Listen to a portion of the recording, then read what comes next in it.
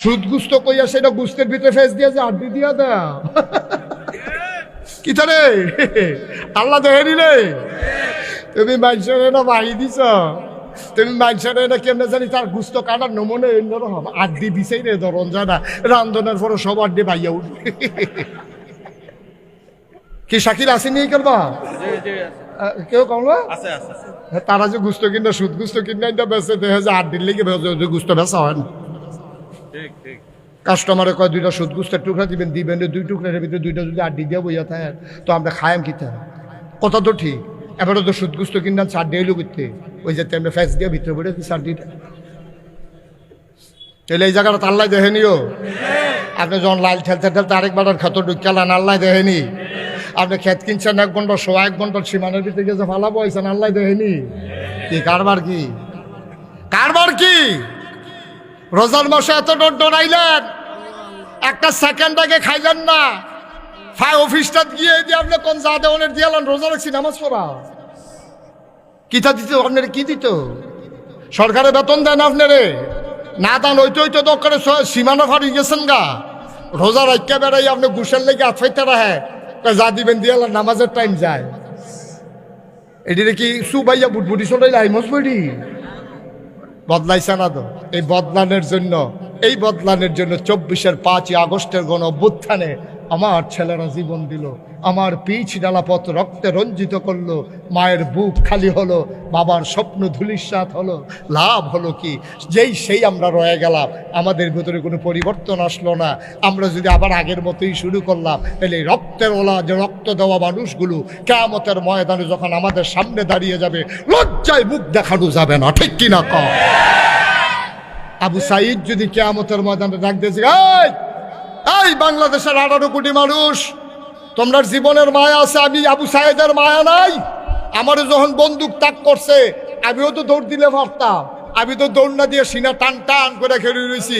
আমার জীবন যাক, বাংলাদেশ স্বাধীন হোক, বাংলাদেশের মানুষ মুক্তি পাক। আমি যে জীবন দিলাম তোমরা মুক্তির বদলে আরো শৃঙ্খলে আবদ্ধ করলা, তোমরা আগের মতোই চললা, তোমরা দর বদলাইলে না। জবাব দাও, সেদিন কি জবাব দেবেন বলেন? কি জবাব দিবেন মুগ্ধের কাছে? কি জবাব দেবেন আবু সাইদের কাছে? সেদিন এই মানুষগুলো সামনে দাঁড়িয়ে যাবে কিয়ামতের ময়দানে, লজ্জায় মুখ দেখানো যাবে না। আমি বলেছি মুসলমান যদি পরিচয় দিতে চাও, আল্লাহকে যদি আল্লাহ বলে স্বীকার করে নাও, এ পথ কণ্টকাকীর্ণ, এ পথ কোনো কুসুমাস্তীর্ণ ছিল না। এ পথে চলতে গেলে পা হবে রক্তাক্ত আর পিছডালা পথ হবে রক্তে রঞ্জিত। এ পথে যারাই চলেছে, কাশ্মীরের মুসলমানেরা এ পথে চলতে গিয়ে ঝিলাম নদীর পানিকে তাদের রক্তে রঞ্জিত করেছে। ওই আরাকানের মুসলমানেরা এই আল্লাহর পথে চলতে গিয়ে তারা জীবন দিয়ে নাফ নদীর পানিকে রক্তে রঞ্জিত করেছে। আমার ফিলিস্তিনের শিশু কিশোরেরা এই আল্লাহর পথে চলতে গিয়ে তারা ধুধু মরুভূমি রক্তে রঞ্জিত করেছে। সুতরাং এই পথে যখনই নামবা, সিদ্ধান্ত নেবা এই পথে আমাকে নামতেই হবে। আর এই নামতে গিয়ে মামলা হবে, হামলা হবে, জাল জুলুম নির্যাতন হবে, প্রয়োজনে জীবন দেওয়া যাবে, ইমান দেওয়া যাবে না। রাজি আছো কিনা হাত তুলে দেখা।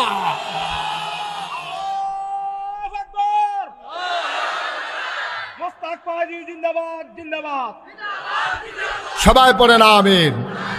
এ পথে চলতে গেলে এমনই পথ, এই পথের ভিতরে শান্তি পাবা না, শান্তি পাবো ওই জান্নাতে গিয়া, ঠিক কিনা কর? শান্তি জান্নাতে, এখানে শান্তি খুঁজে লাভ নাই। কোনো মতে পার হয়ে যাও, পার হয়ে যাও।